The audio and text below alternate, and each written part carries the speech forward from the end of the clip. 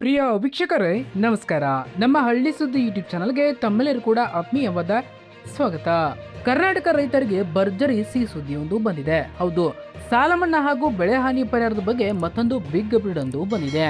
ಈ ಜಿಲ್ಲೆಯ ರೈತರಿಗೆ 30,000 ರೂಪಾಯಿ ಬೆಳೆ ಹಾನಿ ಪರಿಹಾರ ಜಮಾ ಆಗಿರುವಂಥದ್ದು.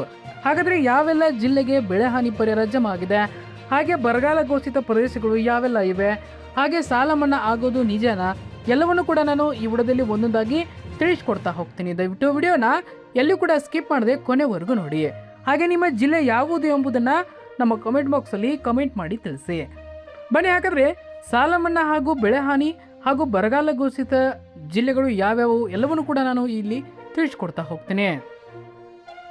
ದಯವಿಟ್ಟು ವಿಡಿಯೋನ ಎಲ್ಲೂ ಕೂಡ ಸ್ಕಿಪ್ ಮಾಡದೆ ಕೊನೆವರೆಗೂ ನೋಡಿ. ಬನ್ನಿ, ಹಾಗಾದರೆ ವಿಡಿಯೋನ ಇಲ್ಲಿ ಸಂಪೂರ್ಣವಾದ ಮಾಹಿತಿನ ತಿಳಿಸ್ಕೊಡ್ತಾ ಹೋಗ್ತೀನಿ. ನಮಸ್ಕಾರ ಸ್ನೇಹಿತರೆ, ನಮ್ಮ ಚಾನಲ್ಗೆ ನಿಮ್ಮೆಲ್ಲರೂ ಕೂಡ ಆತ್ಮೀಯವಾದ ಸುಸ್ವಾಗತ.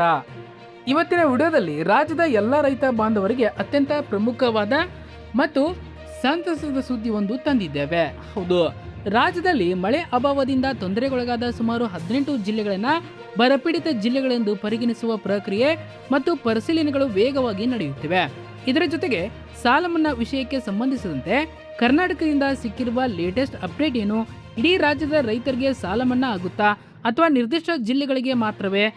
ಅಷ್ಟೇ ಅಲ್ಲದೆ ಬೆಳೆ ಹಾನಿ ಪರಿಹಾರಕ್ಕಾಗಿ ಪ್ರತಿ ಹೆಕ್ಟರ್ಗೆ 30,000 ವರೆಗೆ ಪಡೆದುಕೊಳ್ಳಲು ಅರ್ಜಿ ಸಲ್ಲಿಕೆ ಪ್ರಕ್ರಿಯೆ ಜಾರಿಯಲ್ಲಿದ್ದು, ಇದಕ್ಕೆ ಜುಲೈ 30 ಕೊನೆಯ ದಿನಾಂಕವಾಗಿದೆ.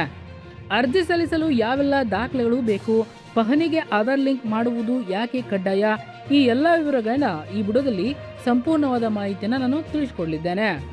ವಿಡಿಯೋವನ್ನ ಎಲ್ಲೂ ಕೂಡ ಸ್ಕಿಪ್ ಮಾಡದೆ ಕೊನೆವರೆಗೂ ನೋಡಿ. ನೀವು ಇನ್ನೂ ಸಹ ನಮ್ಮ ಚಾನಲನ್ನು ಸಬ್ಸ್ಕ್ರೈಬ್ ಆಗಿಲ್ಲ ಅಂತಂದರೆ ತಕ್ಷಣವೇ ಈ ಕೂಡಲೇ ನೀವು ಸಬ್ಸ್ಕ್ರೈಬ್ ಮಾಡ್ಕೊಳ್ಳಿ. ಹಾಗೆ ಬೆಲ್ ಐಕನ್ ಒತ್ತಿ ನೋಟಿಫಿಕೇಶನ್ ಆಲ್ ಅಂತ ಆಯ್ಕೆ ಮಾಡ್ಕೊಳ್ಳಿ. ಬನ್ನಿ, ಹಾಗಾದ್ರೆ ಇಲ್ಲಿ ತಿಳಿಸ್ಕೊಡ್ತಾ ಹೋಗ್ತೇನೆ. ಸ್ನೇಹಿತರೆ, ಕೃಷಿಯನ್ನೇ ನೆಚ್ಚಿಕೊಂಡ ಬದುಕುತ್ತಿರುವ ನಮ್ಮ ನಾಡಿನ ರೈತರ ಕಳೆದ ಕೆಲವು ವರ್ಷಗಳಿಂದ ಹವಾಮಾನ ವೈಪರೀತ್ಯದಿಂದ ತೀವ್ರ ಸಂಕಷ್ಟ ಎದುರಿಸುತ್ತಿದ್ದಾರೆ. ಕಟಾವಿನ ಸಮಯಕ್ಕೆ ಸರಿಯಾಗಿ ಮಳೆ ಬಾಳದಿರುವುದು, ಅತಿಯಾದ ಮಳೆಯಿಂದ ಬೆಳೆ ನಾಶವಾಗುವುದು ರೈತರನ್ನ ಸಾಲದ ಸುಳಿಗೆ ಸಿಲುಕಿದೆ. ನೆರೆ ರಾಜ್ಯಗಳಾದ ಮಹಾರಾಷ್ಟ್ರದಲ್ಲಿ ರೈತರ ಸಾಲ ಮನ್ನಾ ಘೋಷಣೆಯಾಗಿತ್ತು.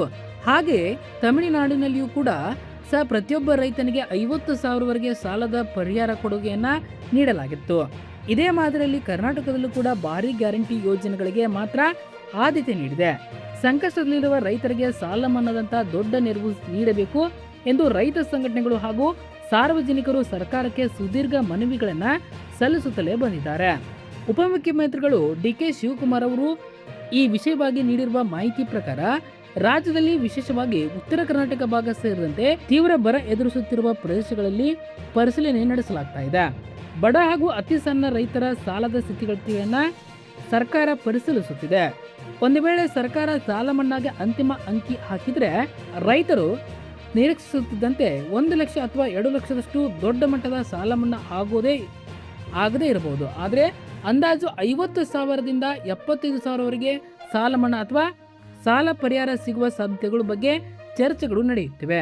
ಆದರೆ ಇದು ಇನ್ನೂ ಕೂಡ ಪರಿಶೀಲನಾ ಹಂತದಲ್ಲಿದ್ದು, ಸರ್ಕಾರದ ಅಧಿಕೃತ ಪ್ರಕಟಣೆ ಬಂದ ತಕ್ಷಣವೇ ನಾವು ನಿಮಗೆ ವಿಡಿಯೋ ಮೂಲಕ ತಿಳಿಸಲಿದ್ದೇವೆ. ಈಗ ಸಾಲ ಮನ್ನಾದ ಜೊತೆಗೆ ನಿಮಗೆ ಲಭ್ಯವಿರುವ ಮತ್ತೊಂದು ತಕ್ಷಣದ ಲಾಭವೇನಂತಂದ್ರೆ ಬೆಳೆ ಹಾನಿ ಪರಿಹಾರ. ಅತಿಯಾದ ಮಳೆ ಅಥವಾ ಬರಗಾಲದಿಂದಾಗಿ ಬೆಳೆ ನಷ್ಟ ಅನುಭವಿಸಿದ ರೈತರಿಗೆ ಸರ್ಕಾರದಿಂದ ಪ್ರತಿ ಹೆಕ್ಟರ್ಗೆ ಗರಿಷ್ಠ 30,000 ವರೆಗೆ ಪರಿಹಾರ ಹಣ ಸಿಗಲಿದೆ. ಈ ಪರಿಹಾರವನ್ನು ಪಡೆಯಲು ನೀವು ಸೂಕ್ತ ರೀತಿಯಲ್ಲಿ ಅರ್ಜಿಯನ್ನು ಸಲ್ಲಿಸಬೇಕಾಗುತ್ತೆ. ಅರ್ಜಿ ಸಲ್ಲಿಸಲು ಕೊನೆಯ ದಿನಾಂಕ ಜುಲೈ 30 ಆಗಿರುತ್ತೆ. ದಿನಾಂಕ ವಿಸ್ತರಣೆ ಆಗುವ ಭರವಸೆ ಇಟ್ಕೊಳ್ಳದೆ ಹಿಂದೆ ನಿಮ್ಮ ಹತ್ತಿರದ ಸೇವಾ ಕೇಂದ್ರಗಳಿಗೆ ಭೇಟಿ ನೀಡಿ ಅಲ್ಲಿ ಅರ್ಜಿಯನ್ನು ಸಲ್ಲಿಸಬೇಕಾಗುತ್ತೆ. ಹಾಗಾದರೆ ನೀವು ಅರ್ಜಿಯನ್ನು ಸಲ್ಲಿಸಲು ಬೇಕಾಗುವ ಪ್ರಮುಖ ದಾಖಲಾತಿಗಳು ಯಾವ್ಯಾವು? ಮೊದಲನೇದಾಗಿ ನಿಮ್ಮ ಫ್ರೂಟ್ ಐಡಿ ಬೇಕಾಗುತ್ತೆ, ಅಂದರೆ FID ಬೇಕಾಗುತ್ತೆ. ಎರಡನೇದಾಗಿ ಆಧಾರ್ ಕಾರ್ಡ್ ನಕಲು ಬೇಕಾಗುತ್ತೆ. ನಂತರ ಜಮೀನಿನ ಪಹಣಿ, ನಂತರ ಚಾಲ್ತಿಯಲ್ಲಿರುವ ಬ್ಯಾಂಕ್ ಪಾಸ್ಬುಕ್ ವಿವರ ಹಾಗೂ ಹಾನಿಗೊಳಗಾದ ಬೆಳೆಯ ನಷ್ಟ ಫೋಟೋ, ವಿಡಿಯೋ ಪ್ರೂಫ್ ಬೇಕಾಗುತ್ತೆ. ಈ ಎಲ್ಲ ದಾಖಲೆಗಳು ನಿಮ್ಮ ಬಳಿ ಸಿದ್ಧವಾಗಿದ್ದರೆ ನೀವು ತಕ್ಷಣವೇ ಅರ್ಜಿ ಪ್ರಕ್ರಿಯೆಯನ್ನು ಪೂರ್ಣಗೊಳಿಸಬಹುದು.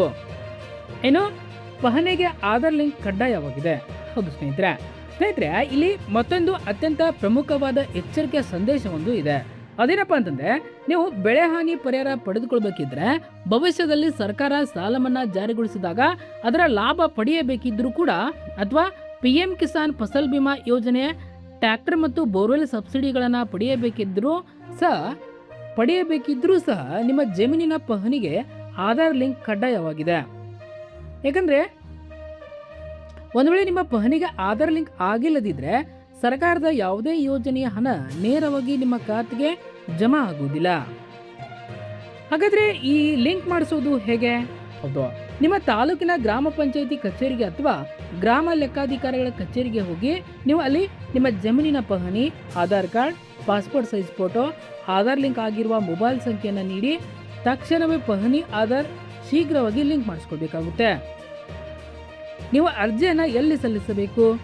ಹೌದು, ಬೆಳೆ ಹಾನಿ ಪರಿಹಾರ ಅರ್ಜಿಗಳನ್ನು ಸಲ್ಲಿಸಲು ನೀವು ನಿಮ್ಮ ಹತ್ತಿರದ ಗ್ರಾಮೋನ್, ಕರ್ನಾಟಕ ಒನ್, ಬಾಪೂಜಿ ಸೇವಾ ಕೇಂದ್ರ, CSC ಅಥವಾ ಬೆಂಗಳೂರು 1 ಕೇಂದ್ರಗಳಲ್ಲಿ ಭೇಟಿ ನೀಡಬಹುದು. ಸಮಯ ತುಂಬ ಕಡಿಮೆ ಇರೋದ್ರಿಂದ ಕೊನೆಯ ದಿನಾಂಕದವರೆಗೆ ಕಾಯ್ದ ಹಿಂದೆ ಹೋಗಿ ನಿಮ್ಮ ಅರ್ಜಿಯನ್ನು ನೀವು ಸಲ್ಲಿಸಬೇಕಾಗುತ್ತೆ.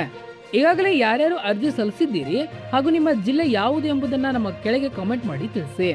ಸಾಲ ಮನ್ನಾಗೆ ಸಂಬಂಧಿಸಿದಂತೆ ಸರ್ಕಾರದಿಂದ ಯಾವುದೇ ಹೊಸ ಅಥವಾ ಅಧಿಕೃತ ಆದೇಶ ಬಂದ ತಕ್ಷಣ ನಾವು ನಿಮಗೆ ಮತ್ತೊಂದು ವಿಡಿಯೋದ ಮೂಲಕ ಸ್ಪಷ್ಟ ಮಾಹಿತಿ ನೀಡಲಿದ್ದೇವೆ. ಹಾಗೆ ಕೆಲವೊಂದಿಷ್ಟು ರೈತರು ನಮ್ಮ ಕಮೆಂಟ್ ಬಾಕ್ಸ್ ಅಲ್ಲಿ ಕೇಳ್ತಾ ಇದ್ದಾರೆ, ನಮ್ಮದು ರಾಷ್ಟ್ರೀಕೃತ ಬ್ಯಾಂಕ್ನಲ್ಲಿ ಸಾಲ ಇದೆ, ನಮಗೆ ಸಾಲ ಮನ್ನಾ ಆಗುತ್ತಾ? ಪರಿಹಾರದ ಹಣ ನಮ್ಮ ಖಾತೆಗೆ ಬಂದಿದೆಯೋ ಇಲ್ವೋ ಚೆಕ್ ಮಾಡೋದು ಹೇಗೆ? ಫ್ರೂಟ್ ಐಡಿಯಲ್ಲಿ ಹೆಸರೆಲ್ಲ ವ್ಯತ್ಯಾಸವಿದ್ರೆ ಏನ್ ಮಾಡಬೇಕು? ಹೀಗೆ ಹಲವು ಪ್ರಶ್ನೆಗಳನ್ನ ನೀವು ಕೇಳ್ತಾ ಇದ್ದೀರಿ. ರೈತರು ಕೇಳಿರುವ ಮೊದಲ ಪ್ರಶ್ನೆಗೆ ಇಲ್ಲಿ ಉತ್ತರವನ್ನ ಸಂಕ್ಷಿಪ್ತವಾಗಿ ಹೇಳ್ಕೊಡ್ತಾ ಹೋಗ್ತೀನಿ. ರಾಜ್ಯ ಸರ್ಕಾರವು ಸಾಲ ಮನ್ನಾ ನಿರ್ಧಾರ ಕೈಗೊಂಡಾಗ ಸಾಮಾನ್ಯವಾಗಿ 2 ಹಂತಗಳಲ್ಲಿ ಪ್ರಕ್ರಿಯೆ ನಡೆಯುತ್ತೆ. ಒಂದನೇದು ಪ್ರಾಥಮಿಕ ಕೃಷಿ ಪತ್ತಿನ ಸಹಕಾರಿ ಸಂಘಗಳು, ಎರಡನೇದಾಗಿ ರಾಷ್ಟ್ರೀಕೃತ ಹಾಗೂ ವಾಣಿಜ್ಯ ಬ್ಯಾಂಕುಗಳು. ಅಂದ್ರೆ ಪ್ರಾಥಮಿಕ ಕೃಷಿ ಪತ್ತಿನ ಸಹಕಾರಿ ಸಂಘಗಳು ಅಂತಂದ್ರೆ ರಾಜ್ಯ ಸರ್ಕಾರದ ಅಧೀನಕ್ಕೆ ಬರುವ ಸೊಸೈಟಿ ಮತ್ತು ಸಹಕಾರಿ ಬ್ಯಾಂಕುಗಳಲ್ಲಿ ಕೃಷಿ ಸಾಲ ಪಡೆದಿರುವ ರೈತರಿಗೆ ಸಾಲ ಮನ್ನಾ ಪ್ರಕ್ರಿಯೆ ಸರಳವಾಗಿ ಮತ್ತು ಮೊದಲ ಆದ್ಯತೆಯಲ್ಲಿ ಅನ್ವಯವಾಗುತ್ತೆ. ಇನ್ನು ರಾಷ್ಟ್ರೀಕೃತ ಬ್ಯಾಂಕುಗಳಲ್ಲಿ ಅಂತಂದ್ರೆ state bank of India, Canara bank, union bank ಮುಂತಾದ ಕಮರ್ಷಿಯಲ್ ಬ್ಯಾಂಕುಗಳಲ್ಲಿ ಪಡೆದ ಸಾಲಗಳಿಗೆ ಸಂಬಂಧಿಸಿದಂತೆ ಸರ್ಕಾರವು ಕೇಂದ್ರ ಸರ್ಕಾರ ಮತ್ತು ಬ್ಯಾಂಕುಗಳ ಒಕ್ಕೂಟಿನೊಂದಿಗೆ ಸಭೆ ನಡೆಸಿ ಸಬ್ಸಿಡಿ ಅಥವಾ ಒಪ್ಪಂದದ ಮೂಲಕ ಸಾಲ ಮನ್ನಾ ಪ್ರಕ್ರಿಯೆ ರೂಪುಗೊಳ್ಳುತ್ತೆ. ಆದ್ದರಿಂದ ನೀವು ಯಾವುದೇ ಬ್ಯಾಂಕಿನಲ್ಲಿ ಬೆಳೆ ಸಾಲ ಪಡೆದಿದ್ರೂ ನೀವು ಸಾಲದ ಖಾತೆ ಸಕ್ರಿಯವಾಗಿದೆ ಎಂಬುದನ್ನು ಒಂದ್ಸಾರಿ ಪರಿಶೀಲಿಸಿಕೊಳ್ಳಿ. ನಿಮ್ಮ ಹತ್ತಿರದ ಬ್ಯಾಂಕ್ ಹೋಗಿ ಒಂದ್ಸಾರಿ ಪರಿಶೀಲಿಸಿಕೊಂಡು ನೀವು ಅಲ್ಲಿ ಚೆಕ್ ಮಾಡ್ಕೊಳ್ಬಹುದು. ಇನ್ನು ಬಹಳಷ್ಟು ರೈತರು ಬೆಳೆ ಹಾನಿ ಪರಿಹಾರ ಜಮಾ ಆಗಿಲ್ಲ ಅಂತ ಕಮೆಂಟ್ ಮಾಡ್ತಾ ಇದ್ದಾರೆ. ಹೌದು, ಯಾಕೆ ಅಂತಂದ್ರೆ DBT ಹಣ ಜಮಾ ಆಗಲು ಏನ್ ಮಾಡಬೇಕು ಅಂತಂದ್ರೆ ನಿಮ್ಮ ಬ್ಯಾಂಕ್ ಖಾತೆಗೆ ಹೋಗಿ ನನ್ನ ಬ್ಯಾಂಕ್ ಖಾತೆಗೆ NPCI ಸೀಡಿಂಗ್ ಮತ್ತು DBT ಲಿಂಕ್ ಮಾಡಿಕೊಡಿ ಎಂದು ನೀವು ಅಲ್ಲಿ ಫಾರ್ಮ್ ಅನ್ನು ತುಂಬಿ ನೀಡಬೇಕಾಗುತ್ತೆ. ನಿಮ್ಮ ಬಳಿ ಒಂದಕ್ಕಿಂತ ಹೆಚ್ಚು ಬ್ಯಾಂಕ್ ಖಾತೆಗಳಿದ್ರೆ ಕೊನೆಯದಾಗಿ ಯಾವ ಖಾತೆಗೆ ಆಧಾರ್ ಲಿಂಕ್ ಆಗಿದೆಯೋ ಅದೇ ಖಾತೆಗೆ ಸರ್ಕಾರದ ಪರಿಹಾರದ ಹಣ ಜಮಾ ಆಗುತ್ತೆ. ಅಂಚೆ ಕಚೇರಿಯ ಪೋಸ್ಟ್ ಆಫೀಸ್ ಸೇವಿಂಗ್ ಬ್ಯಾಂಕ್ ಖಾತೆಯೊಂದಿಗೆ ಕೂಡ ನೀವು DBT ಹಣ ತುಂಬಾ ವೇಗವಾಗಿ ಜಮಾ ಆಗುತ್ತೆ. ಇದಿಷ್ಟು ಇವತ್ತಿನ ಮಾಹಿತಿ ಆಗಿದೆ. ಮತ್ತೆ ಹೆಚ್ಚಿನ ಮಾಹಿತಿಗಾಗಿ ನಮ್ಮ ವಿಡಿಯೋನ ನೀವು ಸಬ್ಸ್ಕ್ರೈಬ್ ಮಾಡ್ಕೊಳ್ಳಿ. ಹಾಗೆ ಮತ್ತೆ ಮುಂದಿನ ವಿಡಿಯೋದಲ್ಲಿ ಸಿಗೋಣ. ಅಲ್ಲಿವರೆಗೂ ನಮಸ್ಕಾರ. ಹಾಗೆ ನಮ್ಮ ವಿಡಿಯೋನ ನಿಮ್ಮ ಸುತ್ತಮುತ್ತಲಿರುವ ರೈತರ ವಾಟ್ಸ್ಆಪ್ ಗ್ರೂಪ್ಗಳಿಗೆ ಈ ವಿಡಿಯೋನ ಶೇರ್ ಮಾಡಿ. ಮತ್ತೆ ಮುಂದಿನ ವಿಡಿಯೋದಲ್ಲಿ ಸಾಲ ಮನ್ನಾದ ಸಂಪೂರ್ಣವಾದ ಮಾಹಿತಿಯನ್ನ ಮುಂದಿನ ವಿಡಿಯೋದಲ್ಲಿ ತೆಗೆದುಕೊಂಡು ಬರ್ತಾ ಇದ್ದೇವೆ. ಸೊ ದಯವಿಟ್ಟು ಮುಂದಿನ ವಿಡಿಯೋಗಾಗಿ ನಮ್ಮ ಚಾನಲ್ ಅನ್ನ ಸಬ್ಸ್ಕ್ರೈಬ್ ಮಾಡಿ ಇಟ್ಕೊಳ್ಳಿ. ನಮಸ್ಕಾರ.